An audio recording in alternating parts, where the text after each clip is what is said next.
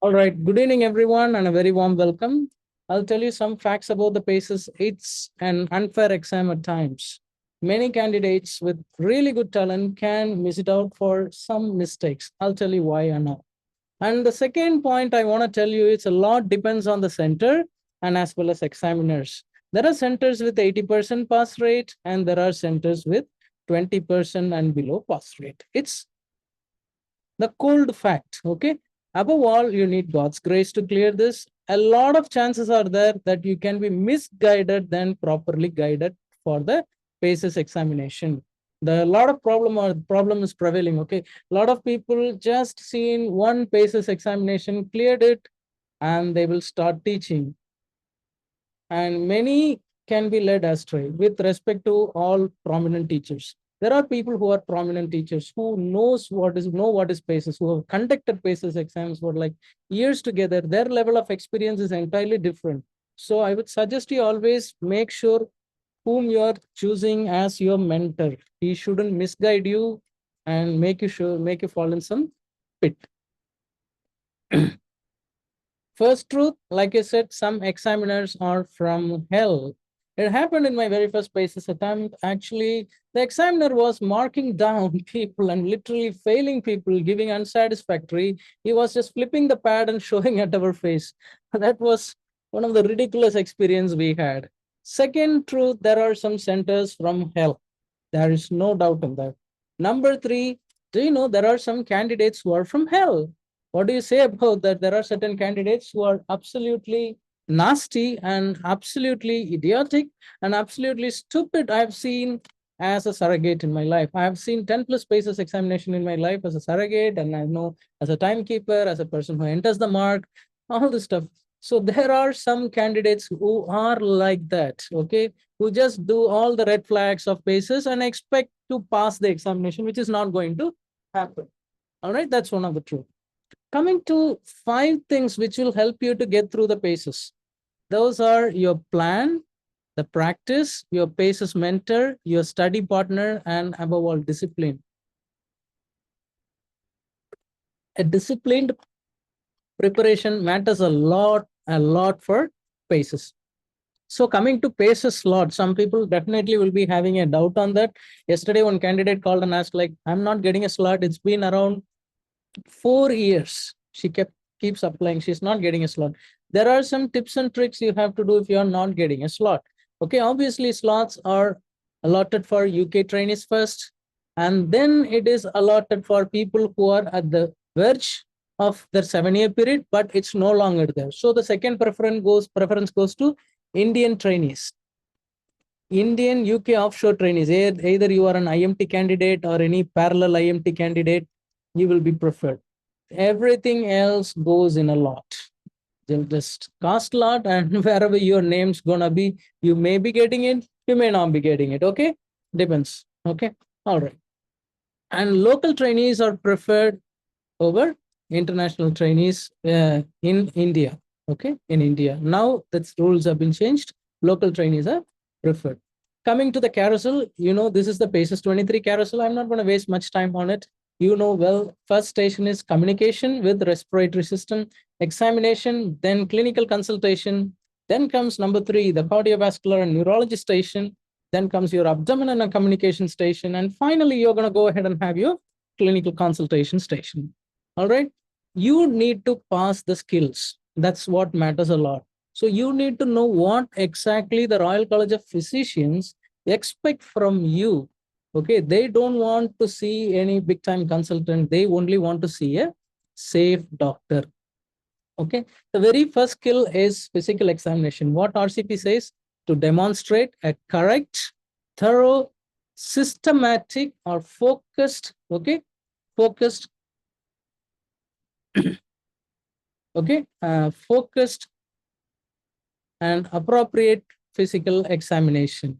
All right, it comes how physical examination skill you will develop. It comes with practice only. You should have practiced multiple patients. There were times during COVID we never had a patients. We had practiced on our relatives, mother or father, somebody there. We have done that.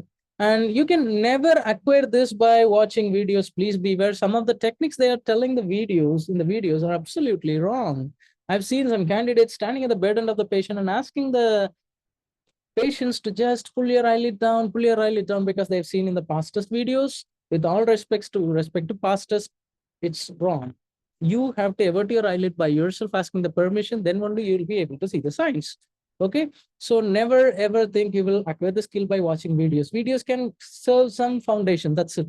Rest of the things you have to do on your own. It comes with your day-to-day practice. Your examination should be something called slick. They call it as a slick. What is a slick examination? Fluent examination. You need not turn around here or anything. Okay, and always learn the basics. Practice, practice, and practice. That's what matters a lot. Okay.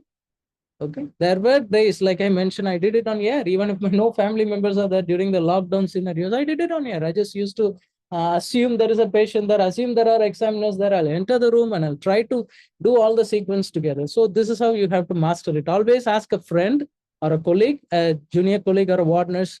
Just give them the checklist. Okay. You can download or you can copy all the examination sequence, including special sequence like that of your Cushing's, your acromegaly, everything you can copy down from our, from our website. Okay. This is our website, pacesdiaries.uk. It's a free site. You can go ahead and we have mentioned all the sequences over there. Okay. You can copy it down in your notebook and you can form a, kind of a checklist and you can do that. All right. There are certain things people always miss. Checking out a collapsing pulse, JVP, radial delay, and many people forget to auscultate cardiovascular system. And there is another thing is people forget to check lymph nodes. I've seen in many cases, they forget to check lymph nodes, especially in abdomen and aortic station. Okay. All these things happens. Okay. All right. Coming to the next thing. The next skill is identifying physical signs. This is the skill many people fail, especially in the UK and as well as in India. These are the skill that needs to be learned from patients. You have to go ahead and see multitude of patients, examine multitude of patients, especially my sincere advice to people who are post MBBS and doesn't have a MD or a DNB, or people who are with MD and DNB but never seen much patients. Please go to a tertiary care center and try to get a clinical attachment or observership or an official permission in the Department of Neurology. The reason I'm telling is the most varied type of cases you will get in neurology. In abdomen or RS, you six cases, 12 cases. They're not going to ask you more than that. Cardiac, maximum 7 different cases. That's it. End of the story. If you've seen these cases, you are through. Neurology is not like that. Okay. Also go through your endocrine ward and your rheumatology ward, where you will get some cases which you need to know. Okay. Examine, then see the case sheet and check whether the findings are right. If your physical examination skill is appropriate, then you can see the signs. If that is not appropriate, you're not going to see the sign. Keep examining multiple times. See the signs again and again. We are coming up with a science column in my website, in our website, where we are all writing together. And there I am going to upload all the signs. I have examined 1,000+ patients in the last 2 years exclusively for PACES. I'm going to upload all of that. It's free. You can watch once it's done. All right.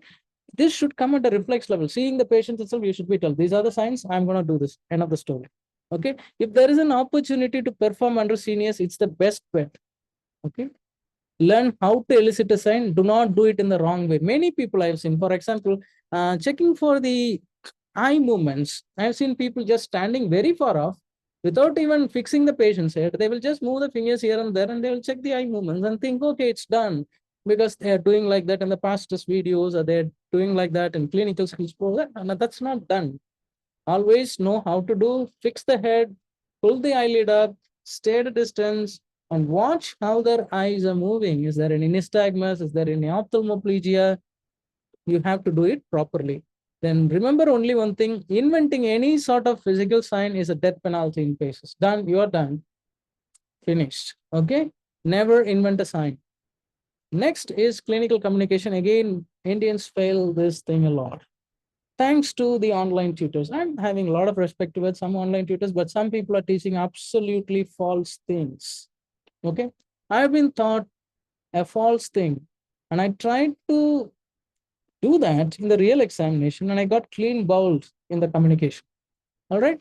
The way you talk, your prosody, the tone you talk, what tone you are going to speak, all that matters. And structure your conversation. I'll come to that when we are going to deal with clinical consultation and communication. Many fumble in this due to lack of practice. You should know how to talk. You should keep talking. Okay, treating patient in Asia is entirely different from treating them in the UK. Communication matters a lot.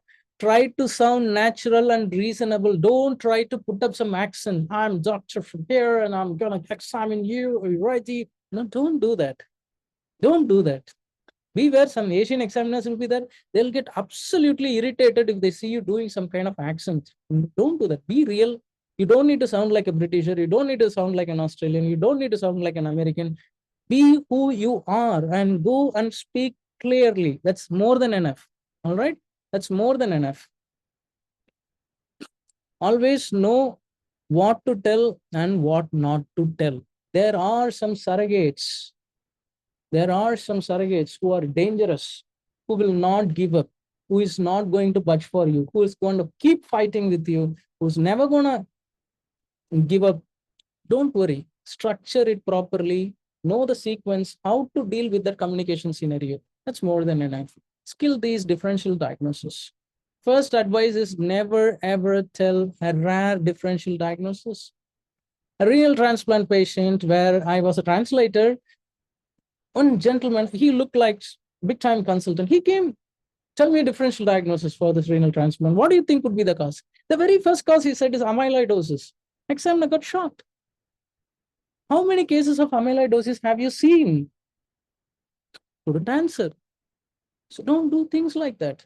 And don't tell M&D as a differential for somebody with the sensory findings. Those are the things that will go against you. And telling a differential diagnosis of a systolic murmur for a diastolic murmur will go against you. Don't tell an element differential for a UMN and vice versa, unless you are dealing with some mixed M&D.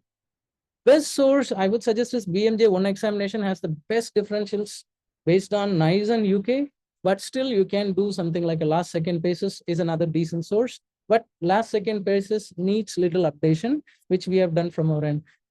Always what RCP expects is to create a sensible differential diagnosis for a patient. For that particular patient, what could be that? Okay, that matters a lot. Skill E clinical judgment. Surprisingly, in the previous format of the PACES, nobody failed in this, but now a lot of people are failing in this.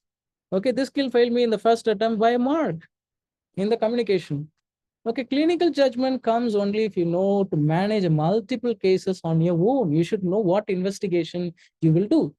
And please, for the love of God, don't tell the examiner, I will do the routine bloods. He is not your nurse. Okay, justify what you are doing and why you are doing. Remember what and remember why. An ILD case, HRCT, yes. Why you will do a HRCT? You will look for either a honeycombing or a ground glass. If it is a ground glass, it's going to be steroid responsive. Speak like that, examiners will be absolutely impressed. Even if you have done one or two sins, it will be forgiven. Rather than telling, I will do CBC, I'll do ESR, I'll do CRP, I'll do LFT, I'll do RFT. Why? You don't need to. You don't need to. I've seen people coming in the neurology station and telling LFT, RFT and all, where the case is a radial nerve palsy. Please tell what is specific, okay? They expect very simple things, simple, specific management. That's what you're gonna need to tell in skill E. And tell why you investigate, be specific. Next thing, what RCP says here, RCP's own words, select or negotiate a sensible and appropriate management plan for a patient, relative or in the clinical situation. Select appropriate investigations. Very carefully read here. They are telling appropriate investigation, not investigation you will do in the respiratory system. What is appropriate for this patient? For a patient that the candidate has personally, clinically assessed. You should apply clinical knowledge, knowledge of law and ethics for the case. Finally, managing patient concerns, most people pass. Few fail if they have done absolutely stupid things, if they are doing any red marks, making the patient fall down, using derogatory terms, you're going to go off. Always stop taking history whenever you are having a warning of 2 minutes, especially in communication and consultation. Please beware. Moment examiner says 2 minutes remaining, please ask what is your concern? What are your worries? Is there anything that is bothering you? Ask and address it properly. Don't try to beat around the bush. The surrogates will have 3+ concerns. For the last examination, I've been a surrogate, I've been given 3+ concerns. Clearly, they mailed me 3 concerns. And what happened is many people were asked the concern in the last 1 minute, and they started explaining me big thing about that. Case of acromegaly, lot of things. There is a gland in your head, and the gland starts secreting a hormone. That hormone comes here, comes there, comes here. No need to. Make it simple, make it plain. You have to answer multiple concerns. Address one after the other. Do not rush. Use your words wisely. If you don't know, just be diplomatic. I'm not sure of it. I feel it could be, but let me have a word with my consultant. That will show you are a safe doctor. All right, what it says? Seek, detect, acknowledge, and address the patient's and relatives' concern. Just if you talk in the 2 minutes, you will pass. Listen to the patient, relative, confirm their understanding of the matter, and demonstrate empathy. Don't be harsh. This is a place where you have to demonstrate empathy. You cannot be arrogant towards the patient, or you cannot argue with the patient. Be empathetic. Finally, patient's welfare. This will be mostly fine. I don't need to tell that. These are the stations. These are the skills assessed. All of you know that. Okay, couple of statistics before we go to some scenarios. The pass rate, 24 first diet, white candidates has the highest pass rate, and UK candidates has the highest pass rate. It's okay, it's normal. Coming to the mark distribution, the most distribution falls around 141 to 148. Okay, then skills and the pass rate. The skills that put many people down are your identifying physical signs. I told you already, right? The next skill that put many people down, surprisingly, differential diagnosis. It's because if you don't align it properly, if you don't align it with the case, you're going to get clean bald here. Now, this is something I wanted to show you. This is called a calibration record of the examiners. Examiners use this to calibrate, actually. You should know what they are doing, okay? What happens is, suppose if it is a clinical consultation or it's a clinical station, maybe you're dealing with your, station 1 and 3. Maybe this is station 3 neurology. What happens? There are 2 examiners, examiner A, examiner B. Both will have the sheet. They will go and examine in 5-6 minutes, just the way you go and examine. Then they will do the physical examination. Then they will check what physical examination most candidates should demonstrate there. For example, if there is a case of for example, they will fill the patient name, maybe patient name is Matt, okay? And the case is of a CMTD, Charcot-Marie-Tooth disease. And the nerves are obviously palpable. They should write here, they should palpate the nerves. Or it's a leprosy with a ulnar nerve palsy. They will expect the candidate to see for any hypopigmented patches. Okay, I'm just giving an example. Then what physical signs? Wasting, okay, hyporeflexia, all right, and any loss of tone, loss of sensation, whatever is there, they will note down. Then they will expect some differential diagnosis. CMTD, what are the other differential diagnoses? 1, 2, 3. Then finally, clinical judgment. What kind of investigation? Maybe nerve biopsy, what he will see in the nerve biopsy, and what kind of management he will have to do.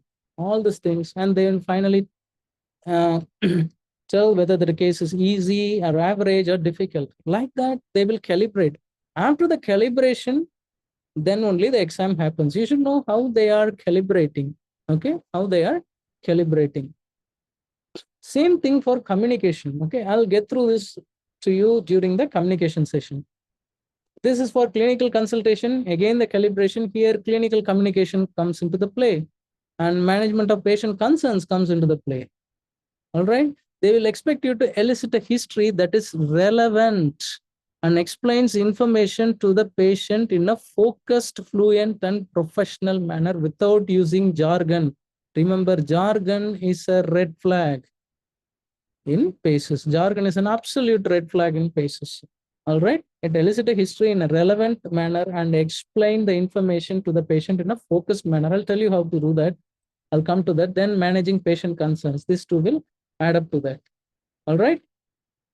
This is just a general introduction, and we are going to do a case now. And whoever has requested me earlier and from our Astrocyte Academy, which is who is the candidate first requested? Who wants to who requested earlier? Can you unmute yourself, doctor? I'll do, sir. Who is Dr. Rudra. Dr. Rudra, right? Yes, sir. Yes, yes, yes. Please go ahead. I'll just give you just 5 minutes, and I will Okay. stop you in 5th minute. All right. I'll Okay, sir. stop you in 5th minute. This is your case. This is a recent case. Go ahead, please. I'll stop you in 5 minutes.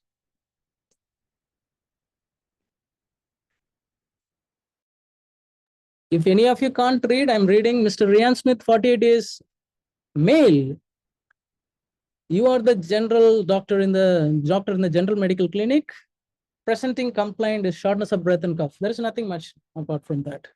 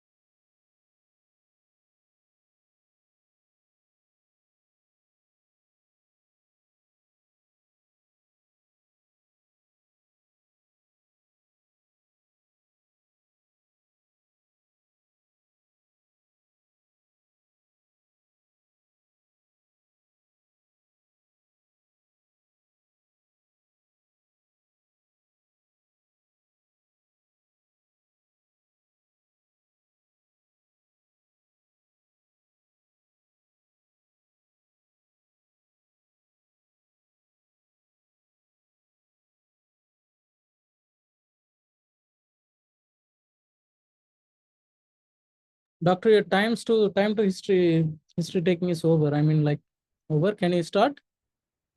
Yes, sir. Okay. We follow 8 plus 5 plus 2 rule. Just I'm telling before we start. 8 minutes for history, 5 minutes for physical examination, and 2 minutes for addressing the concerns. Okay. I hope Okay, you're sir. ready with your format. We will begin. Your time starts now.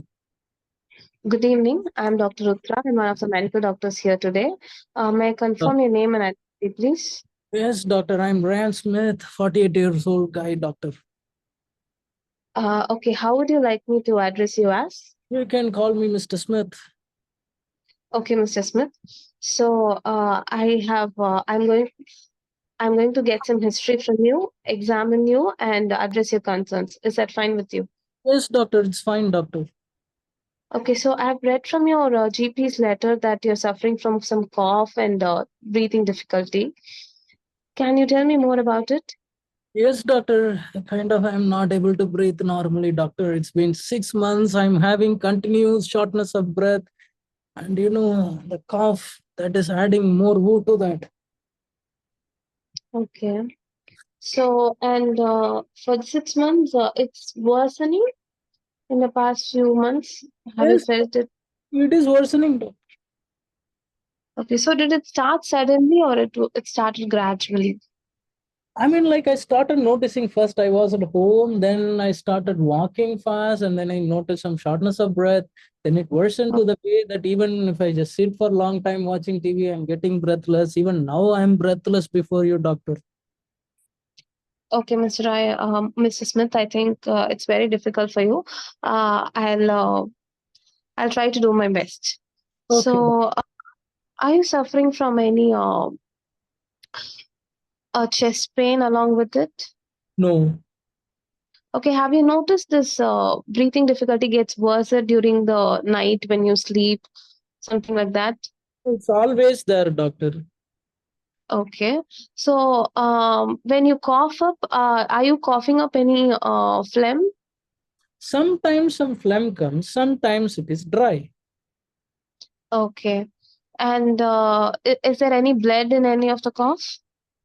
No, I haven't noticed as such. Okay, and there is no pain at all when you cough. I mean, there is pain, doctor. I mean, like I continuously coughing, I coughing and coughing and coughing. It is hurting me every time I cough. It hurts my head, hurts my. Okay, okay, Mr. Smith. But there is no pain in the chest as such. I mean, when I cough, there it hurts. Okay, okay. So, have you heard any noisy breathing? Sometimes it comes and goes. Okay. Do you have any leg swelling? No, Okay, so any of these symptoms does it get better with anything? Have you tried anything? nothing, doctor. I went to the GP. He gave me some color inhaler stuff. Like it's not going to. It's not helping out. It's not helping you out. Okay. So, have you had any fever Yes, I had, doctor. I've been having fever from my childhood. from your childhood?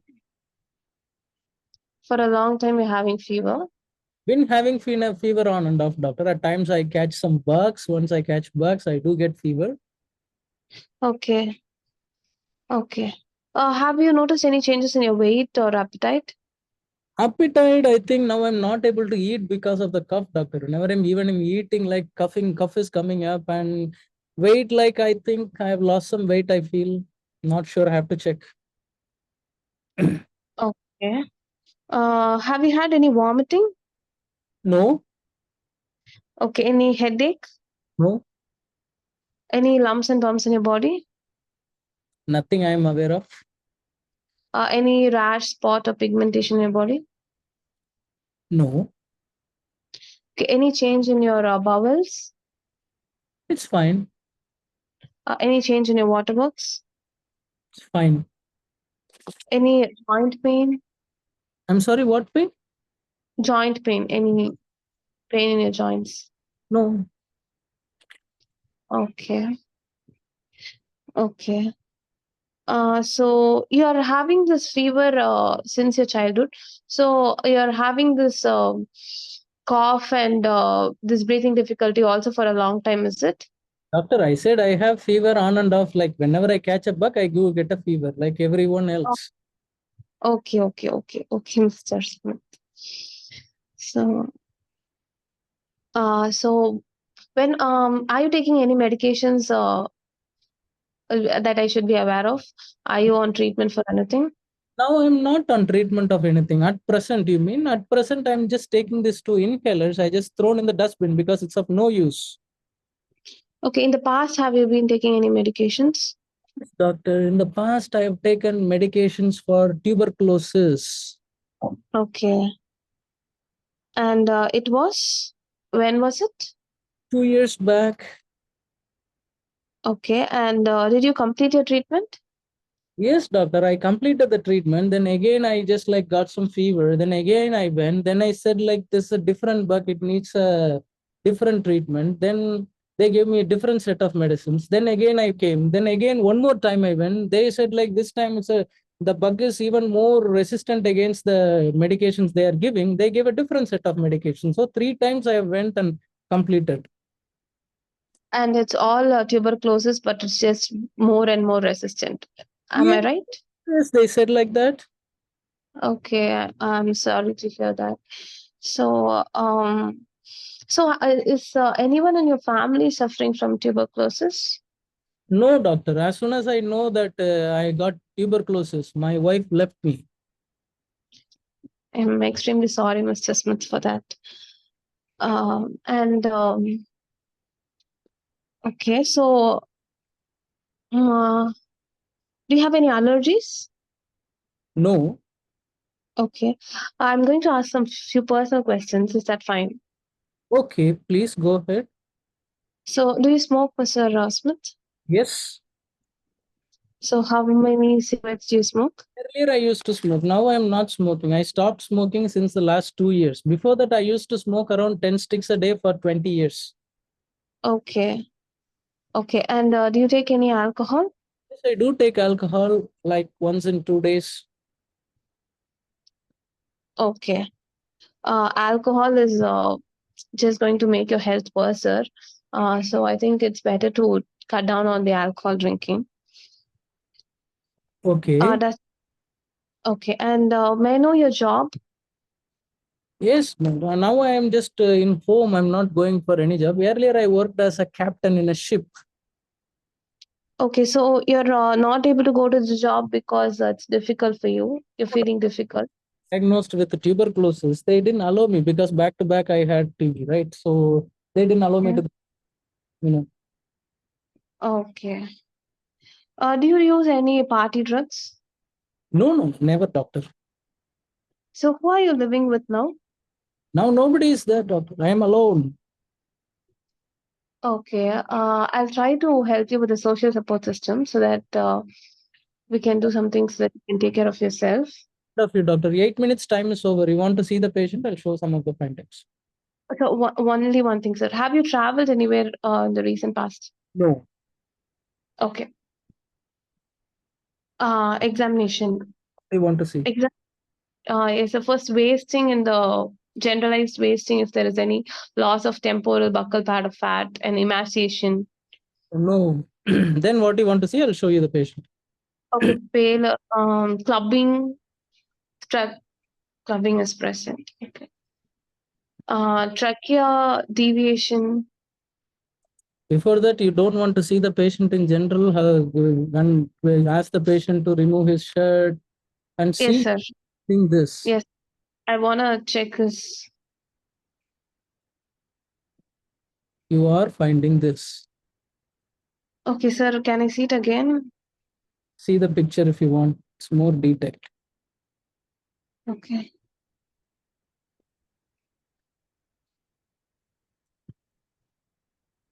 Um,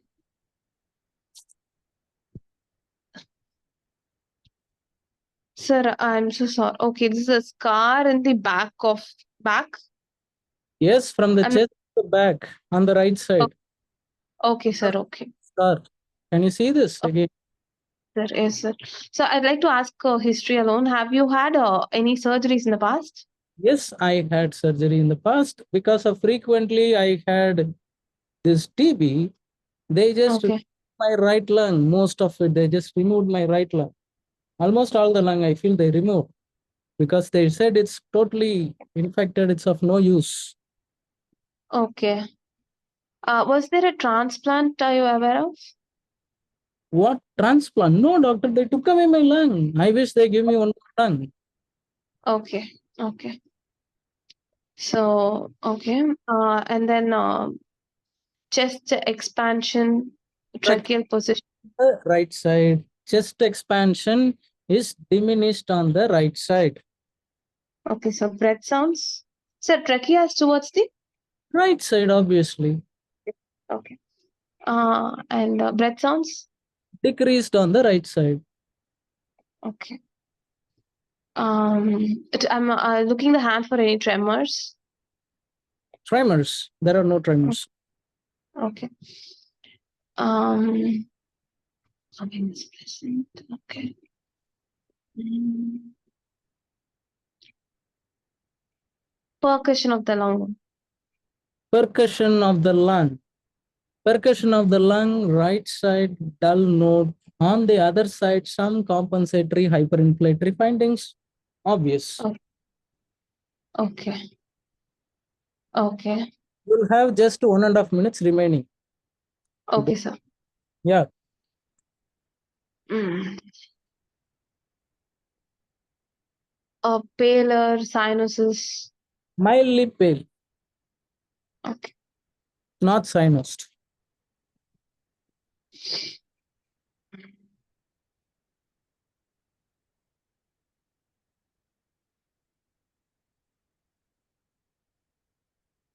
Your time to examination is over. Please address the patient concerns. Okay. So, Mr. Smith, can I know what's bothering you? Everything is bothering me, doctor. I want to know what is happening to me. Doctor, they said something problem with the lung. That the one lung also they took out. Now I'm having Okay. stuff. What is happening me, happening to me, doctor? So it can be an infection again, since you have had tuberculosis would like to rule out that infection first. So I'd like to do a couple of blood tests and imaging before telling you the diagnosis.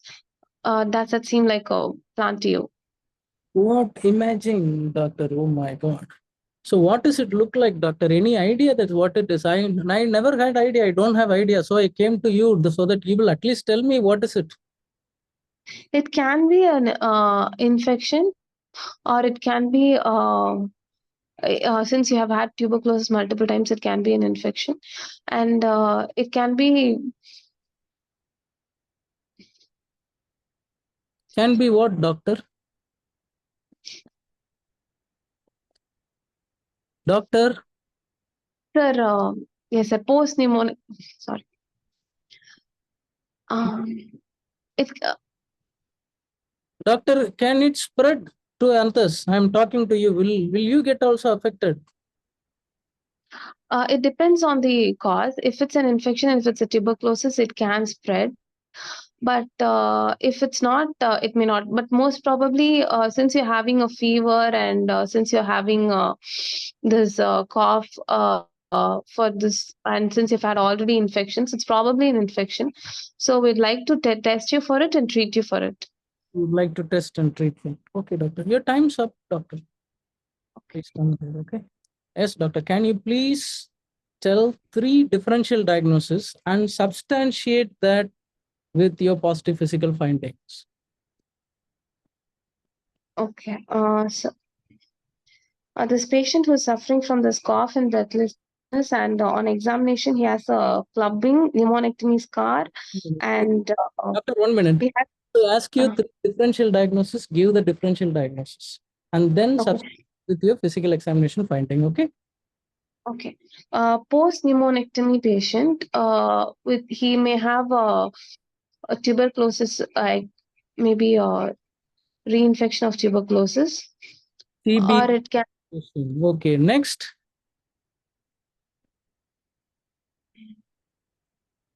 Next.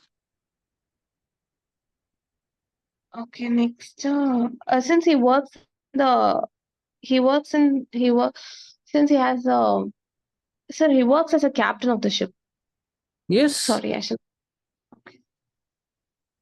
It can be COPD because of his chronic smoking industry, smoking, and it can be Okay, asbestosis because he works in the shipyards. okay, doctor. So TB reactivation, CO. So TB, he doesn't have a lung, right? What do you think it is? It is a pneumonectar. Fine.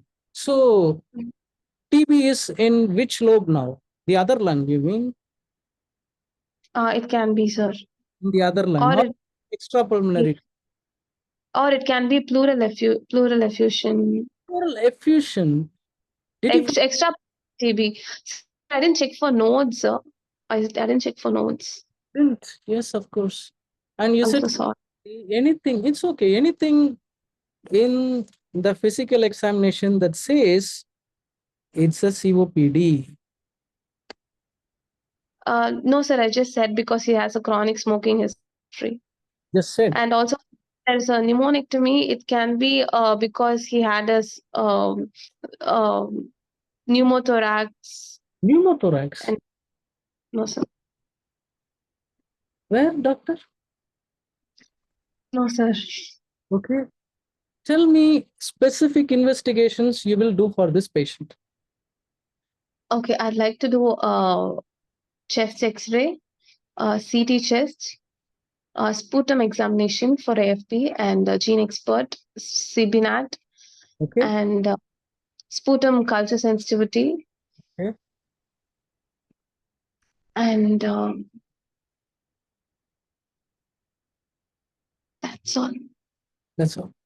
Okay. Suppose it's a TB reactivation. Maybe if it is an XDR TB, how do you treat this gentleman? Sir, XDR-TB has long oral regimen, uh, which is linezolid, cyclosporin, clofazimine, and levofloxacin, Are you aware of any recent update in TB regimen? along with bedaquiline. Any other drug? Any other drugs? Newer drug? Not able to remember now, sir. Okay. Delamanin. Oh, okay. Delamide. Okay. All right. Fine. So suppose this patient, okay, is telling he is having a weight loss and you also noticing clubbing. He is also having cough. Bronchitic carcinoma. Okay. That is also you suspect. All right. So what kind of carcinoma you will suspect in this gentleman? Uh, s- Small cell carcinoma of the lung. You suspect small cell carcinoma of the lung. Why? It's because it's more common in smokers, or it can be squamous cell carcinoma, which is also common in smokers. Which among them is more common in smokers, doctor? Squamous cells. I'm Okay. not sure. What are the Both paraneoplastic syndrome you will see in a squamous cell carcinoma? are paraneoplastic syndromes. Hypercalcemia, PTH excess, and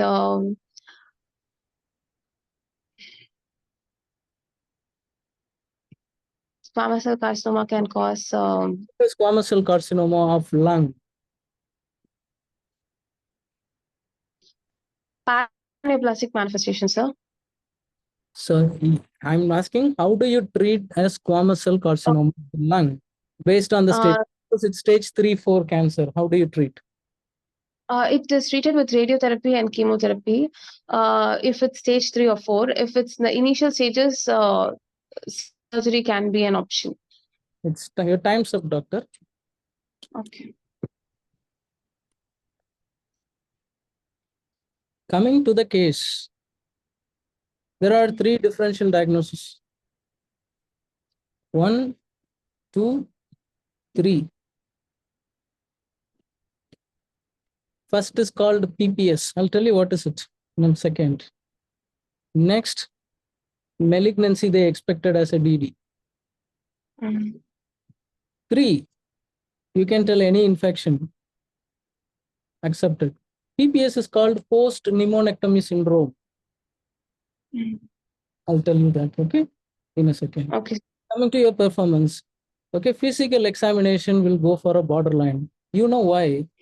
You never asked for lymph nodes. Yes, sir. For vocal, did you do vocal resonance? No. Number three, you didn't auscultate in any respiratory case. You have to auscultate for loud P2, pulmonary hypertension associated with that. Mm. Identifying physical signs, you have done reasonably well. There is no doubt in that because there is not much signs you had asked, but still it will go borderline because the patient, the real patient there had a lymph node in Mumbai. Okay. Okay. Clinical communication, again, it will go for a borderline. Why it will go for a borderline is there are a lot of things. Okay. You asked about the medications he took in the past. You didn't ask about the procedure he underwent or any surgery. It's extremely important. That will give a lot of clue here.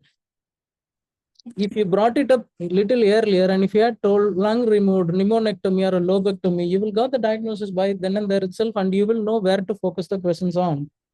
Okay, that is one thing. Another thing in the history which you are expected to ask is any adverse effect of the TB drugs. Mm. That is one of the things they expect you to ask. Even if you can't accept for all this thing, they expect you to ask. If you do the systems review in our way, you will definitely cover up that. And one more thing for everyone listening the lecture, please be aware of using the word waterworks. Online tutors will understand, maybe your friends will understand. Some surrogates may not understand, especially some surrogates from the newer center who doesn't know anything. They've been just given a piece of paper and asked to just tell that whenever somebody comes in front of you and sit in a chair and ask, those people won't even know what is a waterworks. Just better to use how is your urine output in general. You have any difficulties in passing urine, you are passing excess or burning micturition, burning urination, or just like you are passing low, or is there any frothiness? Any way you can ask pertaining to the case. And Mm. they're not from Alcoholic Anonymous. Okay, we are doctors. So alcohol, of course, alcohol is injurious to health. There is no doubt in that. And whenever a patient is telling I'm drinking alcohol, you cannot go and tell, oh, stop alcohol. We are not from Alcoholic Anonymous. Okay, we are not from any teetotaler club. We need to quantify Okay. how much alcohol you will drink. You drink per week. Do you binge? Mm. You are expected to ask this question. Then if he tells, yes, I do binge drink, I drink around 4 to 5 glasses of vodka per day, then he is problematic. And Okay, sir. differential diagnosis will go definitely if you are not told malignancy and post pneumonectomy syndrome in this particular case is going to derail you to unsatisfactory. Clinical judgment, your clinical judgment is good, no doubt in that. Managing patients' concerns will go borderline because the concerns pertaining to that has not been explained because you didn't arrive at the diagnosis. If you had arrived to the diagnosis or closer to the diagnosis, you would have definitely addressed that. It could be a malignancy, it could be a cancer, yes. Welfare you had maintained. So you will ultimately pass in the other things, even in with the borderline, but DD will derail you here. Okay, sir. That is the only thing. Coming to post pneumonectomy syndrome. Okay, after a long time, this case has come here in India. Pneumonectomy and lobectomy cases are there. Okay, they will easily go to any TB hospital and give a call those patients, pay some check, they will be there. It's due to extrinsic, this post pneumonectomy syndrome, it's due to extrinsic compression of distal trachea and main stem bronchus. Okay, bronchus due to mediastinal shifting. This will lead to compensatory hyperinflation. Next thing, it's always most commonly seen in right-sided pneumonectomy, always exclusively. Okay, approximately 6 months. Case has been exactly tailored to that finding. The syndrome is characterized by progressive shortness of breath, cough, inspiratory stridor, and as well as pneumonic features. What is the treatment? You are expected to tell surgical repositioning of the mediastinum and filling the post pneumonectomy space with non-absorbable material with or without stenting of the bronchi. This condition can be extremely fatal because this case can also easily, an post pneumonectomy case can be easily kept in your station 1 as well. Respiratory system, where you starting the phases. So pneumonectomy, lobectomy, you should know everything. What are the indications? Contraindications, complications. One of the most dreaded complication is post pneumonectomy syndrome. You are expected to know, because even this can be asked in the short case viva as well. So just to go through that, and just don't skip anything in the history taking. Please be fast. You gave a lot of passes. If you just go back to the recording in our page and listen to your history taking and clinical examination, in between there were times there were just went on. You have done well. You know stuff. You know how to manage. You know how to proceed. There is no doubt in that. Just keep an eye on the differential diagnosis. Just make sure you ask the history appropriately. If you do that, I don't think you won't have any issues Okay. clearing the Okay, exam. sir. Thank Real exam, just little bit sharpen these things, you will definitely pass with good marks. No doubt in that. Okay. Okay. Next case, who have asked? Next case from the group. I think Dr. Ishwar, right? Dr. Ishwar, are you here? Dr. Ishwar, are you here? Hello? Dr. Ishwar? Dr. Ishwar, are you there? Is he there?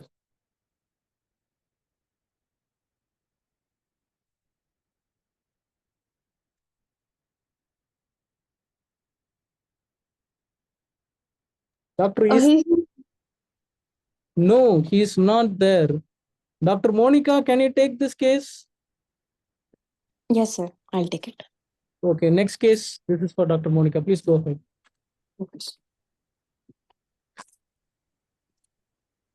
To others, if the fonts are small, if you are on mobile, Miss Samantha Leland, 23-year-old female, came with shortness of breath and palpitations. Your time starts now. I'll stop you in 5 minutes.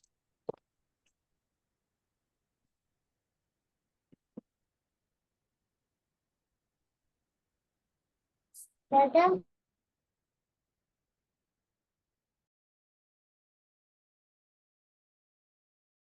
Our phone, Dada.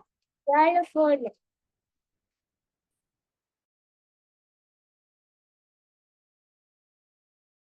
Phone is working.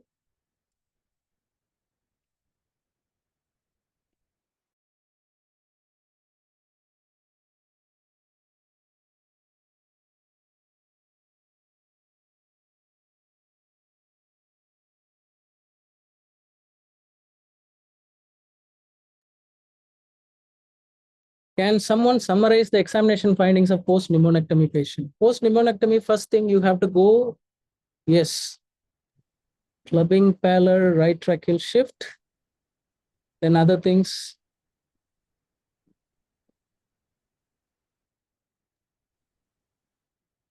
So you are correct, doctor. The other things also, there was decreased chest expansion on the right side, lymph node.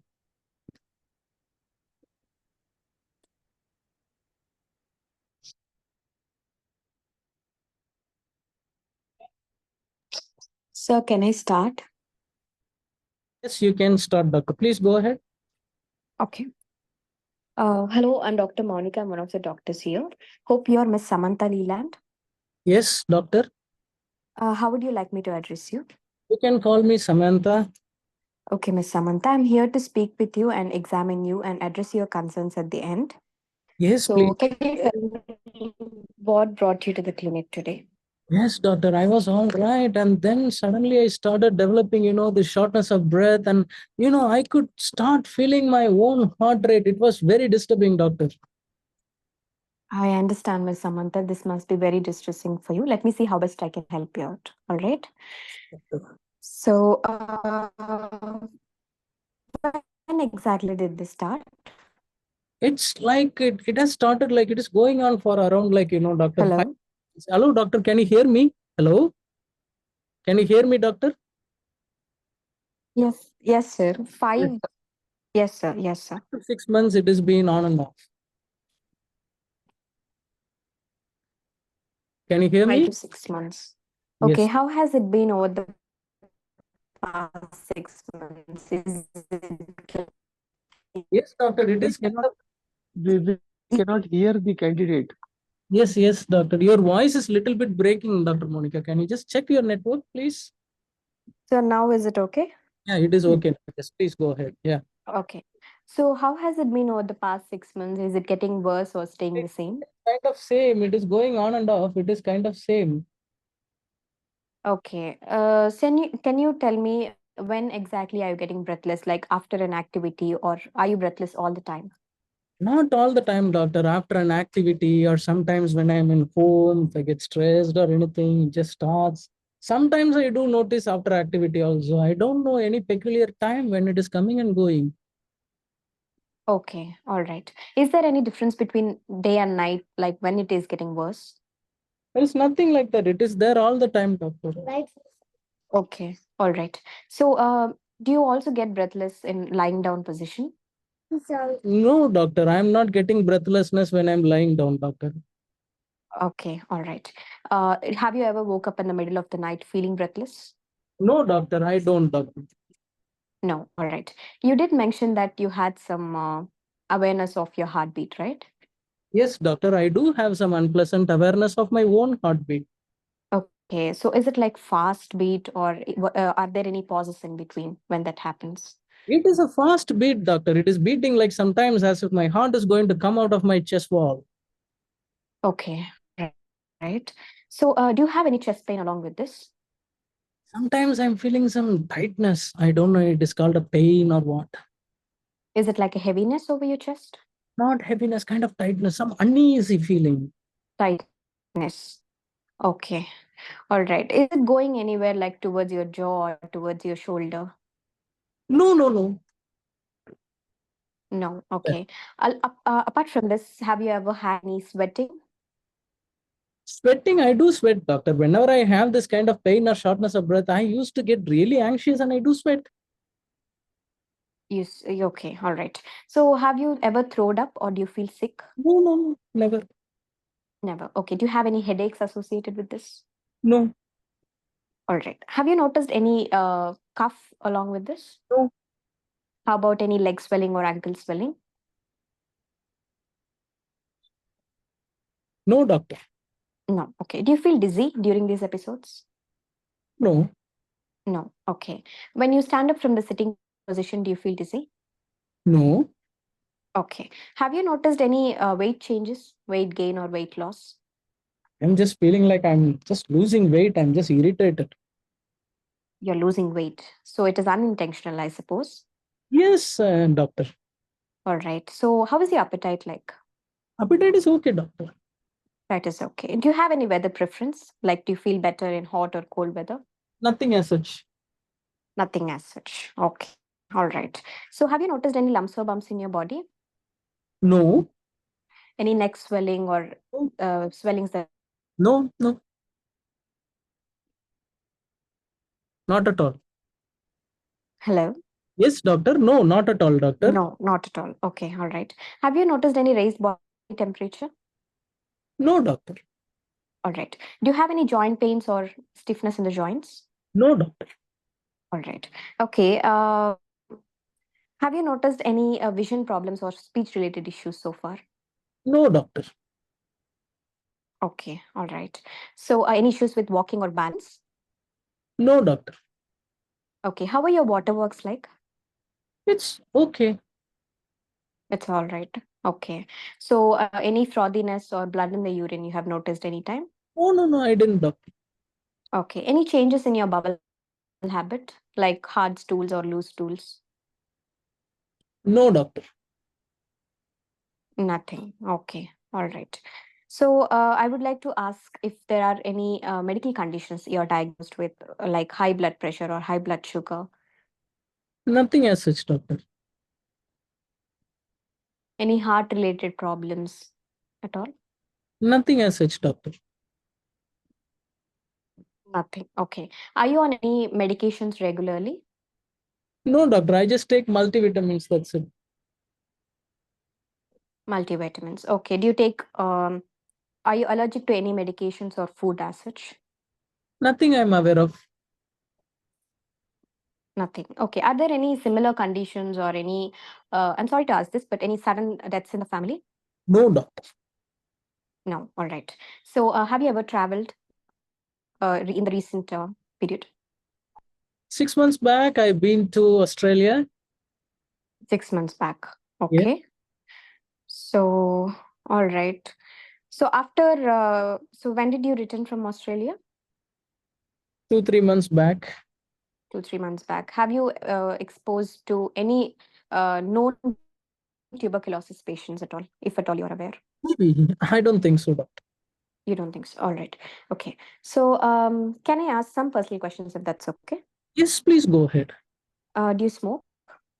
I don't smoke. Do you consume alcohol? Yes, I do. Okay. Can you quantify that for me? How much and how often do you take? Drink every night before sleep a glass of vodka. Okay. All right. Have you ever tried to cut it down?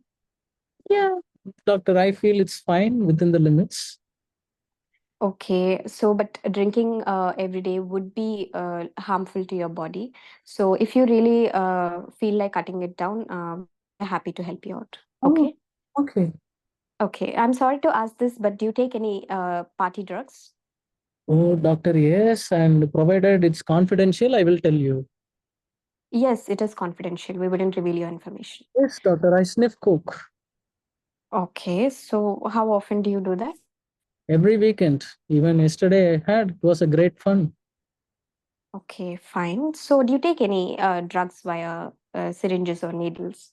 No, doctor, only through my nose. Okay, all right. So, can I know if you're is currently sexually active?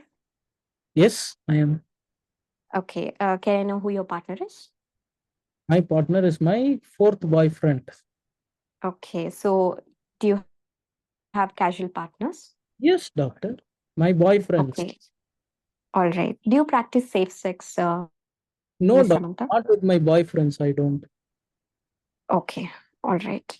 So, can I know if any of your partners had any symptoms like abnormal discharge or any skin rashes at all?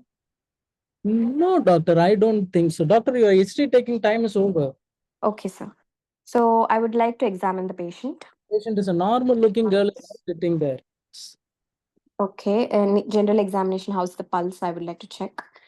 And Pulse is I would tachycardia, like to, 80 beats per minute. I'll show you the cardiovascular findings. Okay.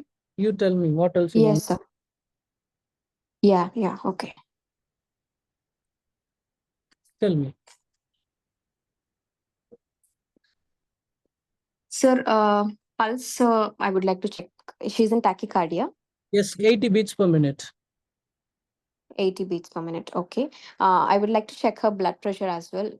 Blood pressure Is it not, same as the blood pressure is not same outside. Maybe it is fluctuating between 120 to 140. 120 to 140? Okay, then I would like to examine her mouth for any oral source and eyes for anemia and icterus. No icterus, no anemia. Okay, I'd like to examine her cardiovascular system. Looking at the heart sounds, if I could hear any murmurs. I'll play the heart sound. This is all over. Yes. Okay. Okay. All right. So I would like to examine her lung bases Lung, and apices. lung bases and nothing is there.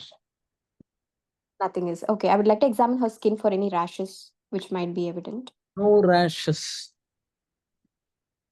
No rashes. Okay. All right. So you did mention that the BP was fluctuating between 120 to 140, right? Maybe you can assume now 140. 140. Okay, sir. And I would like to examine her legs for any pededema, if at all it's present. Nothing is there. And okay. So I would like to quickly examine her tummy for any organomegaly or tenderness which I can feel. Organomegaly And tenderness. You will have just 30 seconds left if you do all these things. Organomegaly, no organomegaly is there, and there is no tenderness there, obviously. Anything I'd else? like to examine her nose, sir, once. No. Yes, for any bleeding at all, because she's taking the drugs. Crusting is there, some soreness is there on both the nostrils. Crusting and soreness. Okay. All right. Miss Samantha, can you tell me what your concerns are? Yes, doctor. And I'm yeah. really what is happening to me, doctor? Am I going to get a heart attack or something? Okay, so after speaking with you and examining you, there is a possibility that your heart might be involved. So we are not sure as of now, but we need to do some investigations for you. Know exactly why this has been happening with you.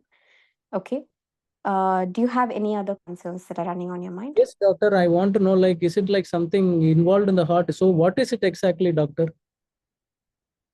See, after speaking with you, the history suggests that you are on some risk factors for developing some changes in your blood vessels. So, or any rhythm abnormalities of your heart as well. Okay. For that, we need to do some investigations further. So, after confirming the diagnosis, we can treat you appropriately. Okay. Okay. Sure. Can I Doctor. know what your job is? Yes, doctor. My job is a teacher. Okay. I believe this must be having an impact on your life, right? Of course, doctor. This is bothering me a lot. That like I'm having symptoms like as if I'm gonna have a heart attack. I used to tell my school nurse, and nobody understands. Many people think that I'm faking my symptoms. It's really annoying me, doctor. Really annoying me. Okay. Really breaking my heart. People Okay. don't trust me easily. I really understand it must be quite concerning for you. So it is one of the possibilities, definitely. So we would still like to rule it out with some minimal investigations and some imaging scans for your chest as well. Okay. Imaging scans for the chest. Okay, doctor. Thank you. Thank you so much. Okay. All right, doctor. Can you please tell me your positive physical findings? I couldn't elicit any positive physical findings apart from some tachycardia and high blood pressure and some nasal crusting and soreness. I Oh, felt the heart beat was normal with normal heart sounds. normal heart sound. Good. So, can you tell me three differential diagnoses in this lady? So my first differential would be acute coronary syndrome. I'd like to rule out myocardial infarction or anginal episodes that might be happening. And Okay. second would be arrhythmias. Um, and third, I would like to rule out any gastroesophageal reflux disease, although the palpitations would go against it. Did she have any And kind I would like to rule out the of thyrotoxicosis also, sir. thyrotoxicosis? Did she have anything that she said in the history? Any throwing up or any water brush or anything as such? Any burning sensation? Not really, sir, but I would like to keep it lower down my differentials. Thyrotoxicosis, did she have any symptoms that she said like it is a thyrotoxicosis? Anything similar to that? Just the shortness of breath and palpitations. I'd like to do the thyroid function test, although she But didn't mention anything, any weather changes or lumps. okay, all right. Okay, so based on this, how are you going to investigate this lady? So for the symptoms she's presenting with, first I would like to do chest X-ray, ECG, and 2D echocardiogram, followed by pulse oximetry and spirometry. Mhm, And then I would like to do cardiac markers like troponins. I would like to send for this patient mhm. to, and followed by coronary angiography to look at the blockages after referral to the cardiologist. So. Okay, so acute coronary syndrome, you were telling like why it would be in this lady? Sir, this could be anal symptoms because she's on some illicit drugs. It could be causing this Yeah, MI. that is- And her blood pressure is also on the higher side. So I'm thinking because of the drugs, it could be. maybe due to cocaine. Okay, that's fine. So how would you treat? So suppose this lady is been brought to you yesterday. She said yesterday she had a party, right? And this weekend she had a Yeah. party. She sniffed some cocaine, and she's been brought to you in the acute medicine settings. Okay, she's breathing in chest pain. How do you manage her in the settings? Sir, in the settings, first oxygen has to be given, and ABC we have to do, so airway, breathing, and circulation, and followed by oxygen. For her pain, we would give morphine and immediately start her on dual antiplatelet agents, followed by angiography and stenting if at all a blockage is identified. I'm, And for I'm yes, not sir, talking about the blockage. I'm just telling she's coming with a chest pain, and she's been chest pain. it from a maybe like a party where she had drunk and did some coke. She sniffed some, Okay. she is fainted down, and she's been brought here with severe chest pain. So you will do this, and you will do the angiography and stenting. Or Yes, anything sir. you do. Okay, that's fine. All right. So beyond that, arrhythmias, you said, what kind of arrhythmias do you suspect in her? Sir, it could be atrial fibrillations. A Okay. paroxysmal AF is possible. And yeah, supraventricular tachycardias or ventricular tachycardias are also possible, sir. Supraventricular tachycardia and ventricular tachycardia. Okay, doctor. So finally, like coming to other differential diagnosis, like what made you think this lady has thyrotoxicosis? Sir, it would be very lower down the differential because of the symptoms, shortness of breath and palpitations. I'm thinking weight loss also she did mention. So I want to rule out HIV infection as well in this patient. HIV. Okay. Yeah, because of the sexual history, I'm thinking, and the weight loss. I would like to rule that out, sir. Are you aware of anything else this cocaine can cause? Um, I'm not sure, sir, as of now. Sure. Okay. I think your time's up. Okay. Yes, sir.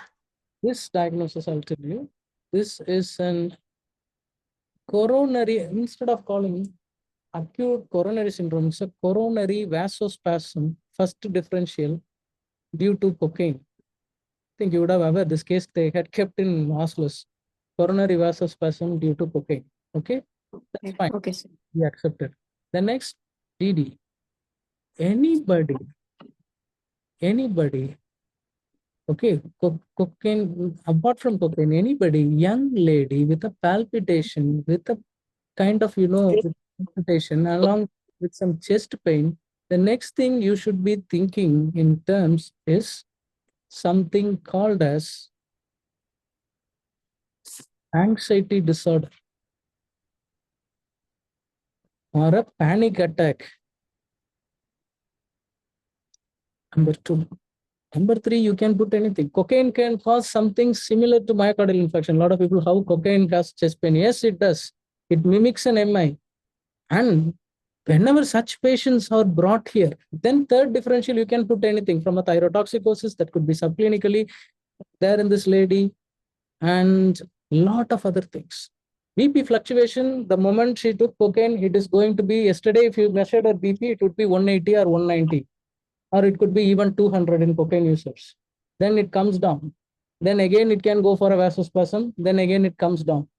And management of cocaine induced coronary vasospasm is different. You give fluids, you can give benzodiazepines, you can give nitrates. Beta blockers are contraindicated, right, sir, in these patients? Beta blockers, you can give calcium channel blockers down the line.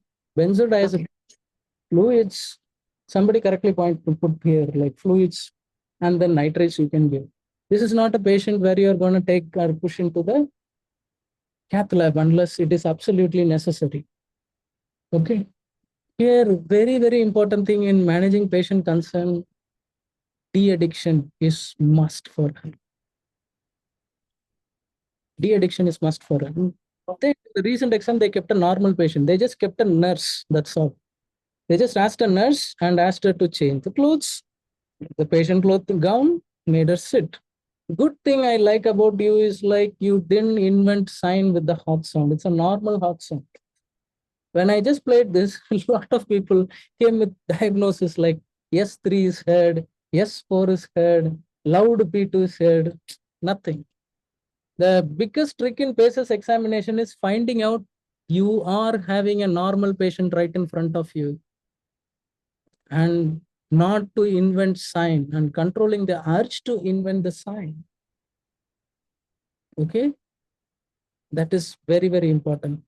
Coming to your marks, physical examination satisfactory, identifying physical signs absolutely satisfactory, clinical communication. Did you ask the triple P's of a woman? Pills, no, sir, I didn't ask. I forgot. Yeah. Pregnancy, that will put you on borderline. Okay. Triple P, missed. And a young lady who's relatively young, she's 23, relatively young, having something like this, definitely you have to explore about her anxiety states. Is there anything that is worrying you? She's roaming around with 3, 4 guys doing drugs. What is happening with your life? Anything going on in the family? Anything going on in the relationship? What turned you up like this? Anything that we can help you with? Definitely has to, because the second thing that is calibrated here is anxiety disorder or a panic attack. Third, they accepted anything you tell from thyrotoxicosis, suspected HIV, fine. Triple P is periods, pills, pregnancy. This is important. What is pills? OC pills. How do you ask that? Are you taking any pills to postpone your pregnancy or delay your pregnancy? So instead of telling ACS, you have to tell this is called coronary vasospasm. Cocaine will not cause an atherosclerotic heart disease. It will cause coronary vasospasm. Acutely, patient will go ill, present just like myocardial infarction with the BP that is shooting up to 180, 220. Suddenly it will come down and then suddenly it shoots up. That is the specialty of the cocaine, because it's not rare in India anymore. It's available everywhere. You see the newspaper, you can find cocaine everywhere. A worried doctor from Apollo yesterday, he was on a CME program. He was telling everything about cocaine toxicity and how it is ruining everybody in India now. Now, India has moved from normal alcohol to drugs. All right, this is what you have missed. So, about her mood, you have to explore. Differential diagnosis will again go for a borderline. They'll give you marks because you are telling acute coronary syndrome. Instead of that, they would expect a coronary vasospasm due to cocaine. That is one more thing. Clinical judgment here is okay. You'll be fine. Again, managing patient concerns will be on a borderline in some strict centers. Some people can be lenient with you on that.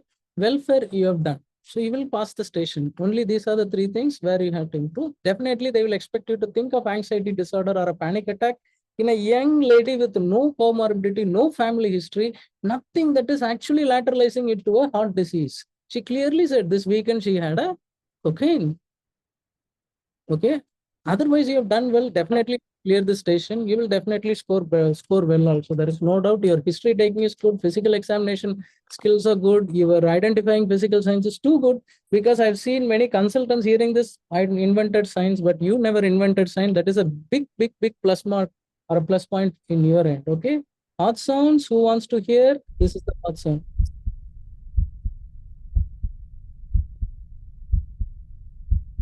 All right. That's the hot zone. No need to get panic. No need to run down the station. No need to waste it. Learn how to manage certain things in acute settings. We have our acute medicine lectures going on. If you guys are interested, any of you, I'll send the link. Every week we are discussing one or the other systems, because in PACES in the station 5, there is always an acute setting case and another one is a chronic setting case. The acute, they are asking. They are definitely asking some acute management of one or the other things. Okay. That is something you can do. So 2 clinical consultations are over. So coming to approach. Okay. Coming to approach of a clinical consultation. Okay. Please use the first 5 minutes wisely. That's what I would say. This is your paper. In the corner, write down the possible differential diagnosis. Here. Okay. First, we follow something called IVAP first. CK. What is IVAP? Introduction, verification, agenda, and permission. Introduce yourself, who you are. Verify whether you are talking to the right person. And tell the agenda why you are there. Then ask permission whether they can continue. Then ask the clinic. Check the knowledge. Then be specific with your questions at first. What are the specific questions to be asked? Then go for the past history at the earliest, because that is the place where you will have the money. Have the money is you will have the information that will pass you the examination. Past history, what are the past history? Have you had any illness similar to this in the past? Have you been ever hospitalized in the past? That will cover surgical history also, because for a surgery, the patient has to be hospitalized. Have you been hospitalized in the past? And have you ever been underwent any procedures? Or have you ever taken any drugs? Here itself, you can bring the drug history. Have you ever taken any drugs, medication? Wrote it down, write it down. And also, next thing, are you allergic to any drugs? Are you taking any herbal remedies? Because Delhi, one case they kept, nothing is there, a normal patient with increased INR, warfarin user with increased INR due to a herbal drug, Chinese herbal medicine. That's the thing. Can you repeat the C is IVAP CK? C is check knowledge. Okay. So then after that, your social history, always try to include driving in most social history, because that may deteriorate if you are not asking driving in some questions, some cases. Driving is not needed for all the cases, but better to include in every case so that you won't actually forget in the real examination.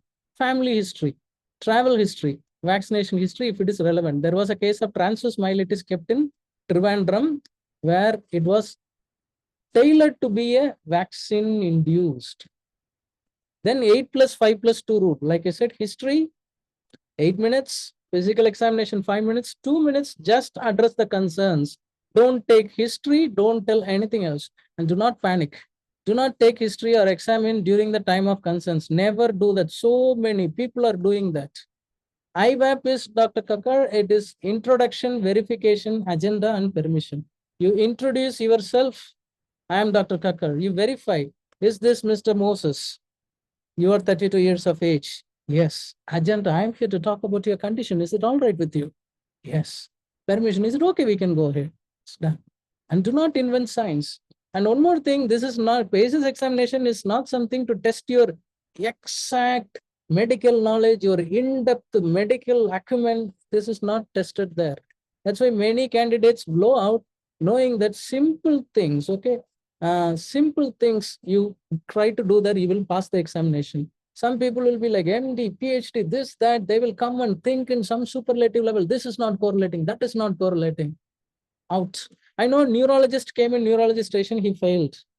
That was a simple peripheral neuropathy due to diabetes. He started and he diagnosed it, and he started giving differentials of paraneoplastic neuropathy, some rare spinal cord compression syndrome, blown. So think in the levels of an internal medicine physician, in the level of a medical registrar, and most examiners who are calibrating the case, who are writing the case, they are just, they won't send the same specialty people. For example, if you are having a neurology case, the guy who's going to go inside and calibrate the neurology case will be a pulmonologist. I'm telling the truth, or an internal medicine physician. Unless and otherwise they are exposed to neurology cases, it would be once in a 6 months or 3 months only during the PACES examination if they are called for exams. Otherwise, they won't know anything. They'll just simply go and examine, and they just check out some findings in the reports, and they will calibrate. End of the story. So make it simple. Don't overthink. Don't invent science. Don't talk about things that is not common. You'll be fine. Do we need to check out the watch to confirm 8+5+2? 8+5+2 is our rule, doctor. Examiners warn you during the last 2 minutes. You have 2 minutes remaining, then you know it's a time for concerns. Just stop everything you're doing and do that. 8+5, you can carry a fab watch, you can carry a watch. Use your own watch if you're using a belt and loop. You can carry the small timer in your hand, like without many battery. You are allowed to do that, okay? Not the electronic timer, the one with the typical old style watch. Okay. Clinical consultation, some of the cases which we will be discussing in Astrocyte Academy. I am one of the guest faculty there. Dr. Deepak is the managing director and the CEO of the Astrocyte Academy. He is a hematology registrar in Cardiff. Okay. So some of the list that is very essential for station 2 and 5. This is the list we compiled, and they are not going to ask you any complaints outside the list. Those are your headache, dizziness, seizures and abnormal movements, shaking of hands, weakness, disturbance of gait, your acute confusion, memory loss, a fever in a returning traveler, rash, uncontrolled BP or a newly diagnosed BP. Okay. Then comes your breathlessness, your cough, your wheeze, your hemoptysis, your ankle swelling, palpitations, syncope, diarrhea, constipation, difficulty swallowing, or painful swallowing. Then your yellowing of skin, abdominal pain, oral ulcer, blood in urine, increase or decreased urine output. All these are your nephro cases. Your weight loss, weight gain, neck lump, joint pain, and back pain. Then coming to your epistaxis, pins and needle sensation, a short stature, a tall stature, painful knees, Chennai case. The diagnosis is simple OA. If you go think something of high level, go and tell about Reiter syndrome, this and that, will fail. Simple OA case they kept. Nothing else, only crepitations were there in the lady. Loss of hair, dry eyes, loss of hair, lot of times it came in Pondicherry Center. Recurrent falls, amenorrhea has been given, hirsutism, loss of libido, gynecomastia, Trivandrum, recent case, cold hands. Then, plus along with that, there is another 3 topics that has come is cyclical cyanosis. Okay, OA with bronchial asthma, good.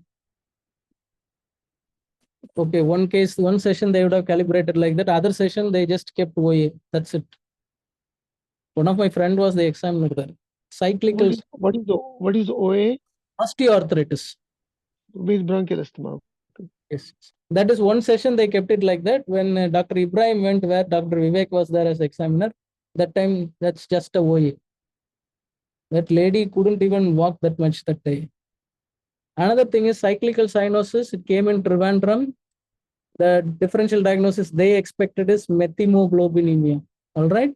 Other case you need to know is disturbance in sleep.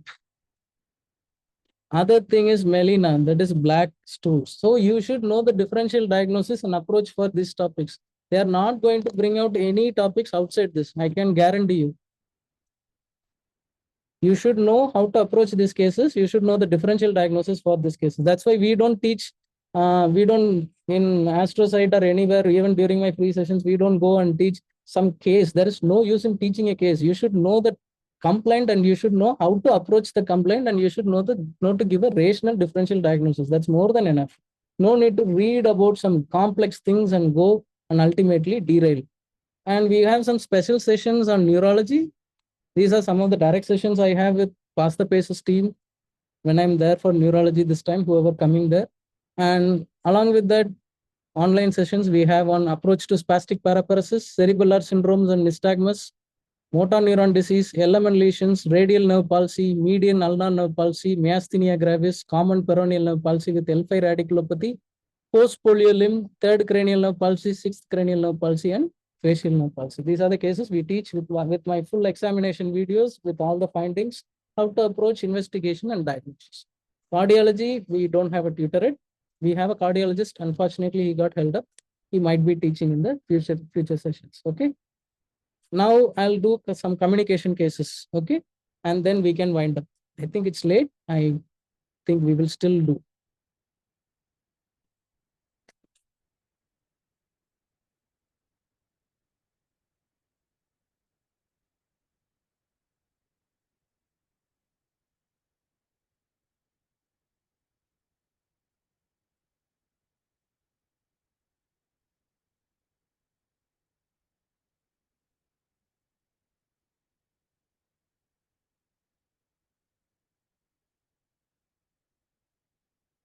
Thank you, doctors. Thank you. You're welcome. Now we will go to the communication. Who was about to perform today's communication in the group, in that astrocyte group?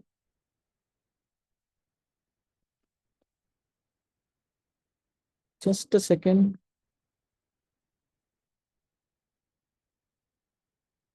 Dr. Biswajit Bisu, who texted that time? Are you there, Dr. Ishwar? Are you there?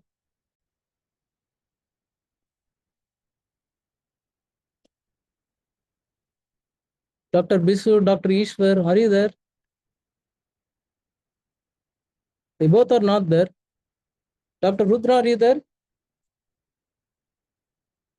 Hello? Dr. Rudra, are you there? No? Yes, sir. You are Yes. there? Okay, you will do a communication because the other people are not there, whoever told they'll perform. Okay. See, coming to communication marking criteria.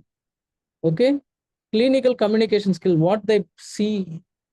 If you know this, you will prepare appropriately, you will clear the exam. What key elements of the scenario must satisfactory, they will see. I'll explain you. And did the candidate display satisfactory communication skills? Okay, how? By eliciting relevant information and explain the patient in a focused, fluent, professional manner without using jargon. Very, very, very important. Focused, fluent, and professional. They will easily judge you. They will easily judge you. Then comes clinical judgment. What key steps you are doing there? Then concerns, very important. Last 2 minutes, stop everything. Ask what is worrying you. That's a better way of asking concern. Is there anything else that is bothering you? Is there anything else that is troubling you? Is there any way that I can help you with? You have to. You detect, you acknowledge, you attempt to address. Be active listener there and be empathetic. That's more than enough. You don't know, be honest, I don't know. I'll ask my consultants. I'll have a best interest meeting for you and I'll get back to you. That's it. Then maintaining welfare. Do not cause any physical or emotional distress or jeopardize patient safety. Epilepsy case. My online teacher told not to take history in communication, so I won't ask about his driving. Finished. So beware. So what are the points they are seeing? These are the things RCP seeing in communication skills. First, define the purpose of interview that goes in your communication skills. Avoid jargon. Very important. Use open-ended questions. Listen attentively. React to cues. Negotiate. Okay, it's very, very important. Negotiating is very, very important. And especially look for something that what exactly the patient is up to, what is stopping them. Many times, for example, some procedures, many patients will refuse it. They will keep on arguing. You have to do it. Otherwise, this will happen. That will happen. That's not the way. If somebody refuses that, ask why. Why you are refusing? Can I know the reason? Then negotiate. Empathize. Oh, really sorry that you are feeling like that. Explain clearly. Use diagrams whenever needed. Then summarizes.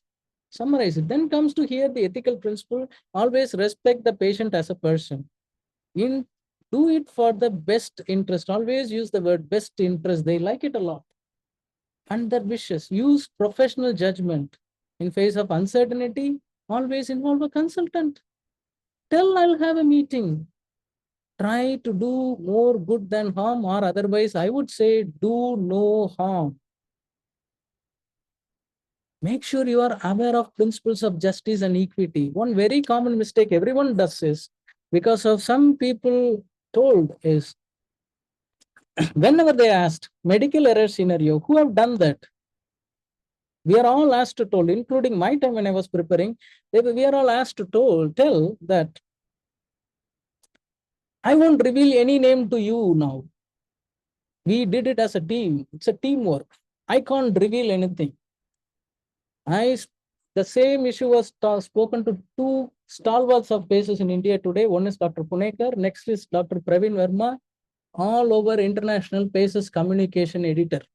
I asked both of them. It's not coming out of my mouth.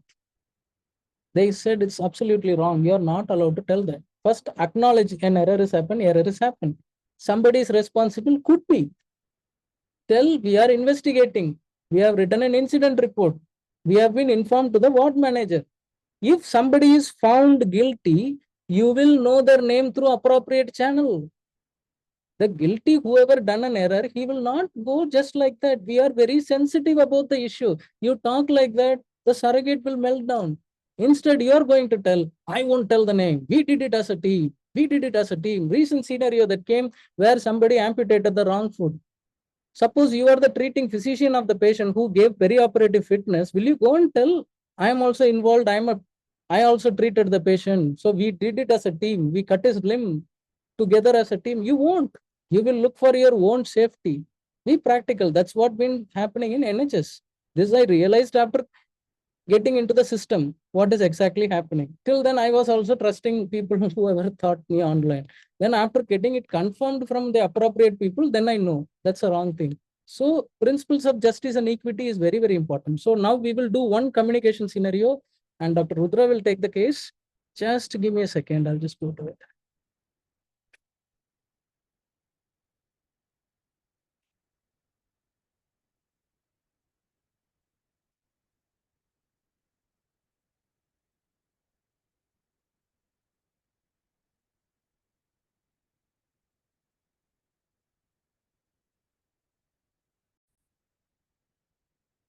Dr. Rudra, are you there?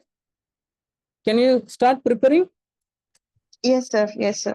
5 minutes. Your time starts now.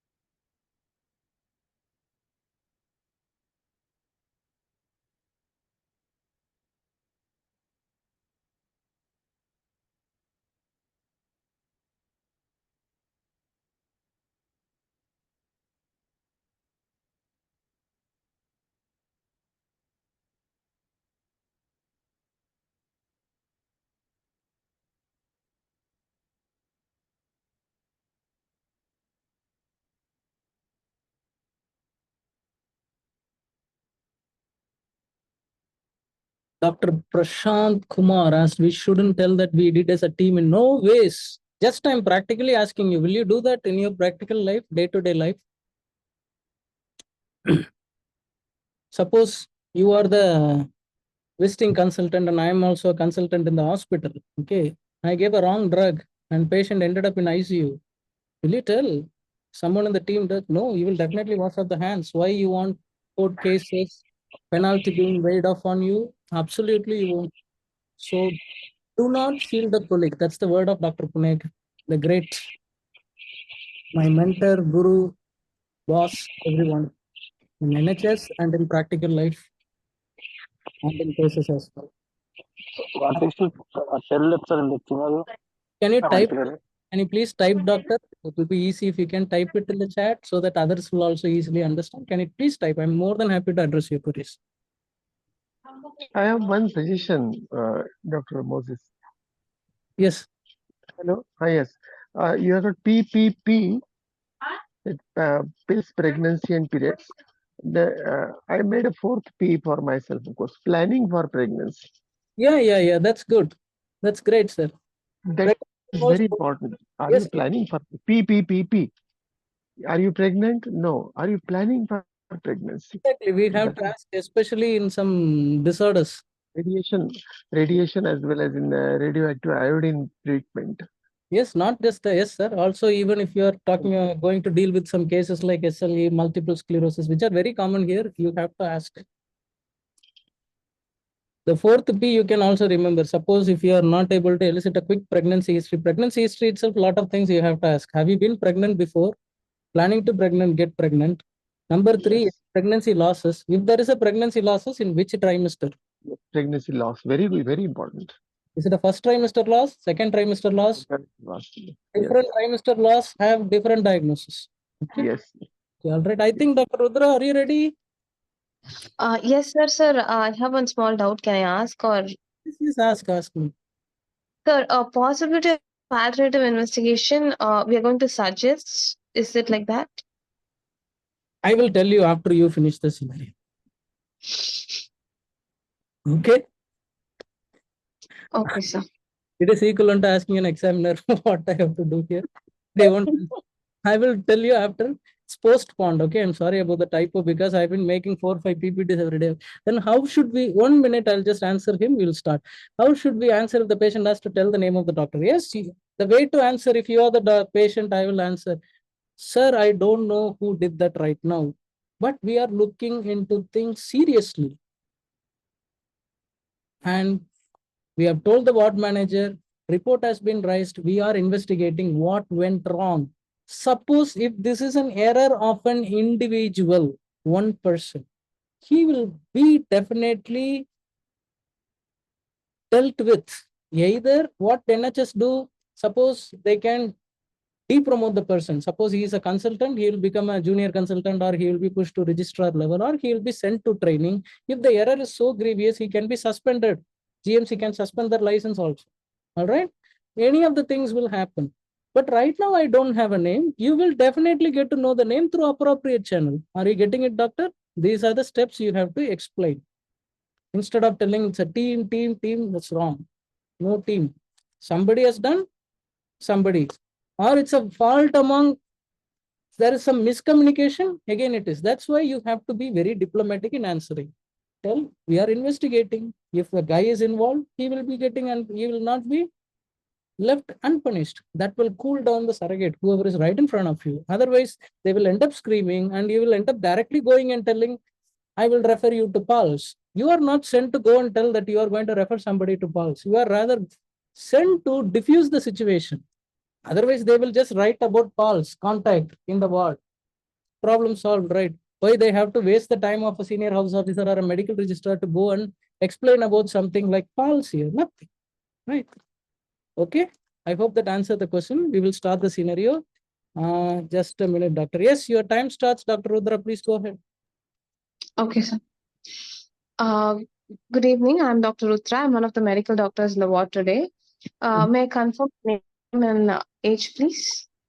Yes, doctor. I'm Mr. Ryan Reynolds. I'm 51 years old. Okay, and how would you like me to address you as? You can call me Ryan. Okay, Ms. Ryan.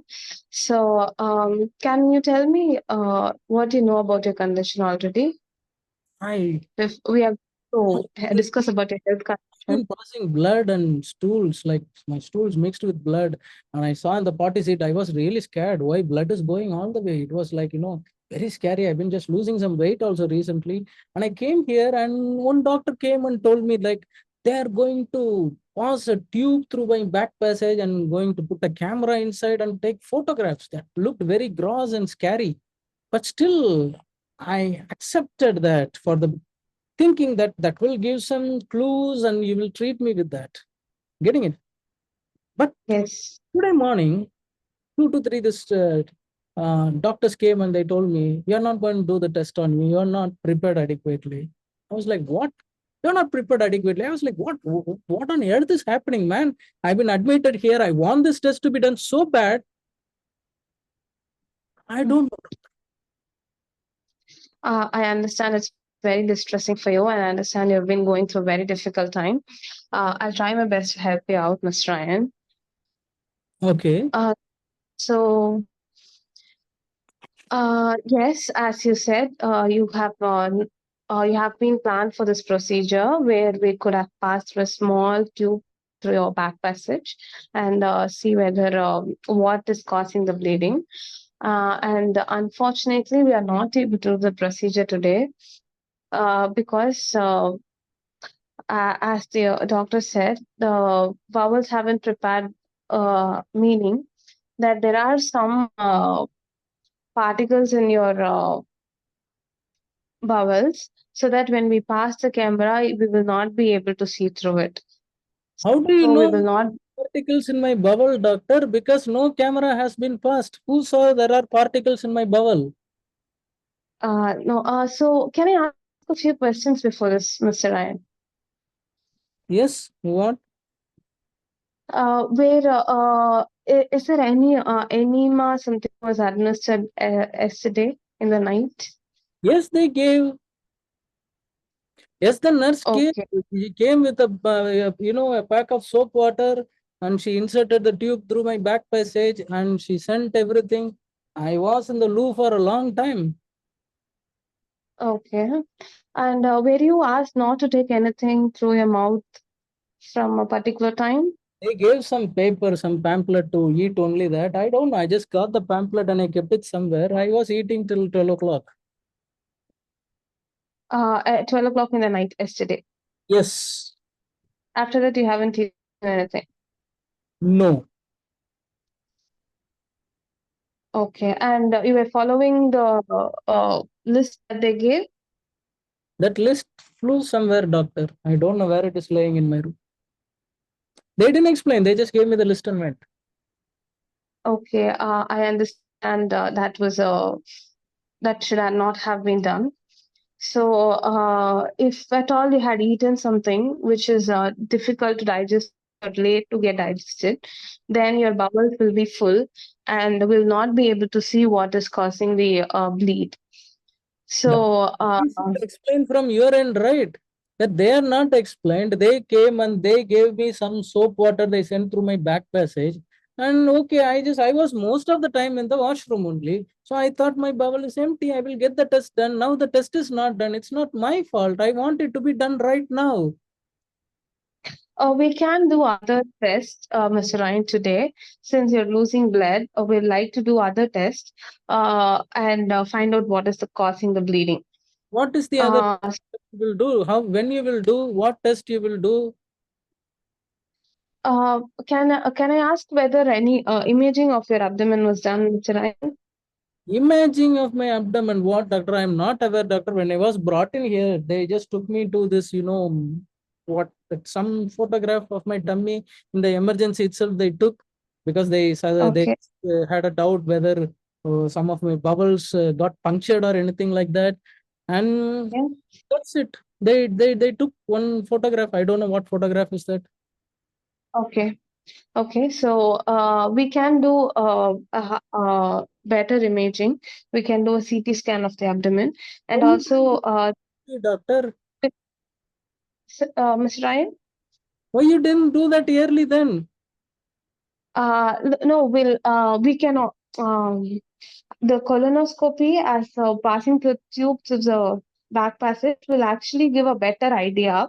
We can also do another procedure called as capsule endoscopy, where we'll be passing a small pill-like thing, a capsule-like thing, which will have a camera through it. You can swallow it, and it will have a camera attached to it, so we'll be able to see the whole of your bowel, if at all there is any bleeding, and it need not have any. You need not have any difficulty passing a tube through your back passage, and also your bowels, even if it's not clear, we'll be able to see at least a part of the bowel which will be clear. Can you understand what I'm trying to say? Doctor, I am trying to understand slowly the amount of information you have given me. Doctor, my question here is, Okay, Doctor, Mr. Ryan. Yes, tell me. my question here is, you said that a camera test through my back passage will give the clear view. And the test which you Yeah. are testing now won't give a clear view. Then why don't you do a camera test for me, doctor? But the camera test through the back passage cannot be done right now because your bowels have not cleared, Mr. Ryan. Okay. So This test when you will do? I'll get the uh, reports immediately. I'll let you know that. We'll do the test as soon as possible, and I'll make sure we can get the results soon. Soon. Okay, doctor. Yes. I believe. Please, does this test involves anything like I shouldn't eat this, you shouldn't eat that, anything right now itself you tell doctor. Otherwise, I don't want to be get admitted. My time is going waste because of this hospital. I understand it's been bothering you a lot, Mr. Ryan. I'll try to help you out with that. But since you have not been eating anything since for the past from midnight, I think a capsule endoscopy could be done. I'll make sure it's done. And I'd like to ask whether, of just a few questions, whether your family members, anyone have something related to bowels, anything? Family members related to bubbles? You mean Like, say have any disease conditions related to bowels? Anything runs in your family? my father had something like this, doctor. Later they found to have bowel cancer, doctor. 2 minutes Uh, remaining. okay, so yeah, I understand that must be worrying for you. So we'll rule out that. We can do some blood tests, and also we'll do this capsule endoscopy and see that we can rule out the cause of your bleeding. Does Capsule. that sound like a plan to you? Okay, doctor. Okay, doctor. Fine, doctor. I want to know that, doctor, this test, does this carries any risk? Because I was afraid. They said, like, when they are going to put a tube through the bowel, that time they told sometimes it can puncture the bowel also. Oh my God, I don't want to be died with something sticking in my back passage in the operating table. I understand it must be very difficult for you to process this information, but all these tests are done by experts, and we'll make sure we don't cause you any harm, and we'll try to bring out the best results without making you feel any discomfort. So no, nothing will happen. It's absolutely safe, doctor. No, there are complications. As you said, it can cause a puncture in the bowel. It can cause bleeding. It can cause any injury in your bowel. Uh, all these are possible, but these are very less likely. And since we are doing with the experts, we can reduce the complications. I can assure you, we'll be doing it in a way that you can have less complications. I'll have less complications. Okay, that sounds comforting, doctor. So hope I feel that this test won't be postponed, right? It will be done immediately. We'll make sure it's done, Mr. Ryan. Do you have any other concerns? Yes, doctor, I have another concern. Other thing is like, what is happening to me? Is it like some cancer or what do you diagnose? Anything you think of, doctor? Since you actually mentioned you had some weight loss, Time, is that right, Mr. Ryan? time's up. You've done fairly well. Okay, I'll tell you where and all you went wrong Okay. and where and all you did absolutely correct. Coming to this mark, just a minute.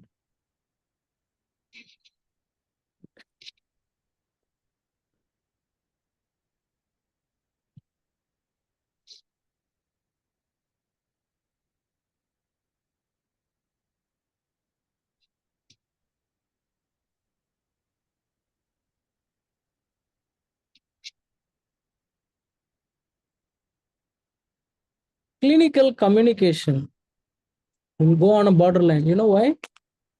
Jargon, sir. Lot of jargons. You kept on telling capsule endoscopy, capsule endoscopy, capsule endoscopy. It's an absolute jargon. Better to use the word tummy instead of abdomen, if possible. Simply draw a diagram. Somebody, the food passage, tummy, bowel. You'll take a capsule goes inside like a tablet capsule. It will take photographs, then it will pass through your stools. We can take and see the images coming through that. We can take another photograph called CT scan also we can see. Sir, I told capsule, which is like a pill. I told that. Yes, you have to draw and explain. That's the best way, and explain how it is done quickly in a minute or two. Okay, and Yes, when sir. the patient is actually in a in a grievous situation, instead of telling I understand, use the word sorry. I'm Okay. sorry that you are going through this. That will show your empathy. Okay, sir. And always deliver the information in chunks and check understanding.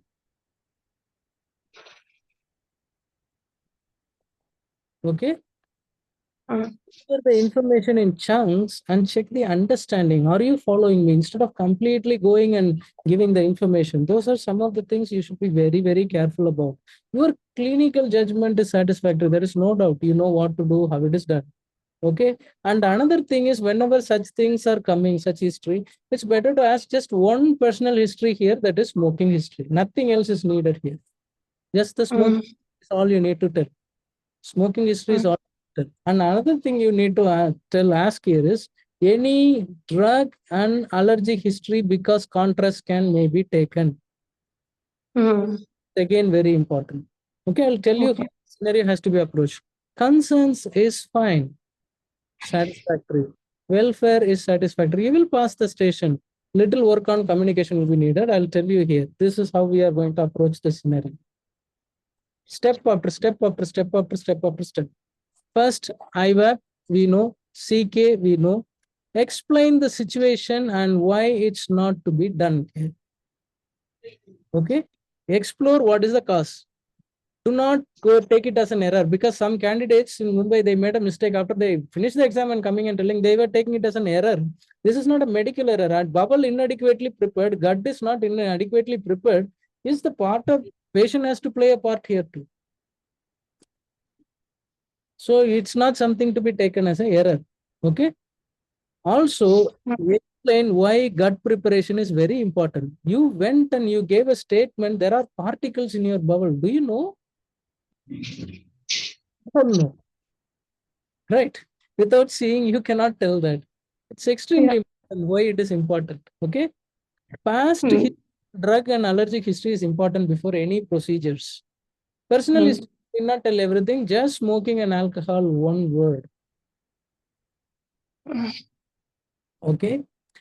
And family history. What are the other modalities available for colonoscopy? Double contrast barium enema.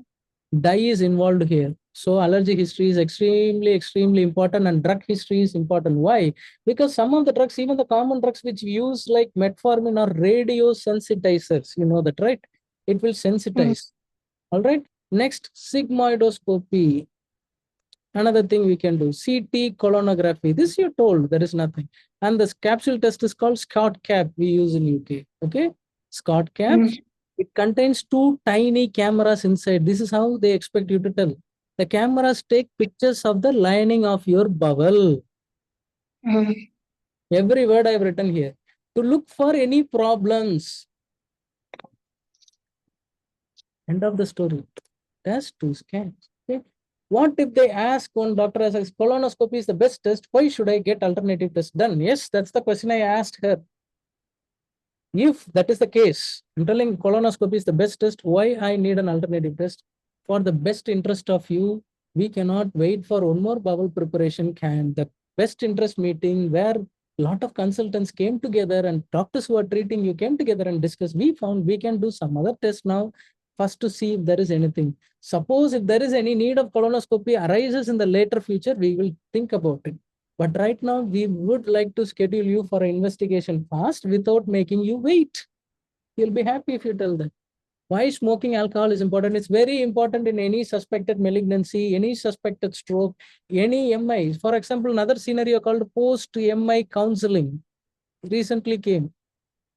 Of course, you have to ask about smoking and alcohol history. Stroke, yes. Malignancy, suspected malignancy, yes. You need not take an elaborate history like clinical consultation. Just a word. Do you smoke? Cut down. That's it. You drink alcohol? If it is with limits, fine. You need not stop everyone from drinking alcohol. Okay, what is the safe limit now for both men and women at 14 units? Just check whether the patient is going beyond that, then you stop. Otherwise, no need to stop. If the patient is telling, I'm just taking just a 30 ml of vodka, just a small shot of vodka every night just before I sleep, it's fine. Unless and otherwise he has something like that of a fatty liver, it's perfectly fine. Okay, don't stop unless it's going beyond 14 units. Otherwise, they will start arguing you in real life. Oh, you want me to stop alcohol, doctor? What is the problem? I'm just taking only occasionally. You want me to become a teetotaler or what? I'm not. I never came here to get advice from any alcoholic anonymous guy. I rather came to see a doctor. What he will tell? Nothing. You'll be staring at. Okay, you don't need to calculate the units. Just ask, do they binge drink enough?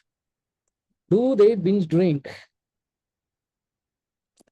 Ask how much they drink. Especially, this is very important if you are dealing with a case that is like a cirrhosis, if you're dealing with a case that is like a carcinoma of liver, with you are dealing with a case like hepatitis C. The another communication C is hepatitis C.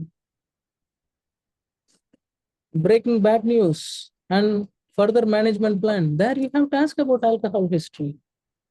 Because if there is an alcoholic fatty liver already, and along with that hepatitis C, that will accelerate the liver failure, right? So you have to just ask how much you drink and do you binge drink.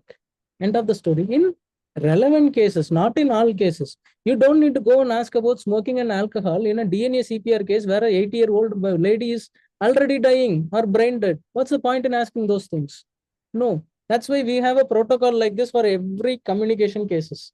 Especially remember the last 50 communication cases that came only will be asked. There is nothing going to be more than that for you in the PACES examination. Trust me, I am telling out of my experience of being in so many exams. Only the last 50 communication scenarios, if you are thorough in your fingertip and you know how to appropriately approach each scenarios and what are the steps involved, you will be through. And concerns address very judiciously, be diplomatic. If they ask who did this, who did that, I don't know, sir. I will just ask, I will investigate. You will get to know through someone. Right now, I don't have a name. End of the story. You neither give a name nor you become defensive. Nothing. Be diplomatic. Try to wash your hands off gently with things and you'll be fine. Okay. That's all about the communication. And here's bowel preparation instructions in UK. If you're interested, you can take a screenshot. 7 days before what to do, 5 days before what to do, 2 days before what to do. You need not tell about all these things unless and otherwise you are told to explain about colonoscopy. All right. There are some medications that should be stopped 1 week before, like iron tablets or any iron containing medications. All right. Then any medications like Lomotil, codeine, phosphate, all these things, and the patient should be advised to eat less fibrous food. Typically, we advise people to eat more fibrous here, less fibrous food. Last 2 days, just mild cereals, fruits, everything, nothing else. Okay, that's all. Okay, I hope all the doubts are clear. And we will have some of the free sessions. I'll just definitely post that. And communication related sessions also will be there just before the next exams in Chennai and other places. We will have a communication carnival. I'll just invite you all, like, put the link. You guys can join us. Okay. I hope this helped you. And thank you, everyone. Thank you so much. And it's a bit late. All right. Thank you, everyone, for listening, and have a good night and all the very best for your PACES preparation. Okay, we are more than happy to help. I hope all of you know my website. Once again, I'm typing pacesdiaries.uk. All right, you can go and visit that. All the examination sequences are uploaded there. Different sequences. Acromegaly, you don't do the same. Cushing syndrome, you don't do the same. Marfan's is a different sequence. Every single thing is uploaded. And we are uploading the different clinical signs with actual videos of the patients I had examined. And we are starting our own podcast there also. It's absolutely free for everyone. Okay. You all can go ahead and watch the website and it will be helping. I'll just type the website here in the group. I think Dr. Akash has typed pacesdiaries.uk. All right. It's a part of NHS Leeds and myself and 6 other doctors, consultants here in India. Okay. Who are part-time examiners as well. All right. Thank you so much. Thank you, everyone. And Thank you. Thank you. Thank you so much. Thank you, everyone. Thank you. Good night, sir. Good night, everyone. Bye bye. All the best. Yeah.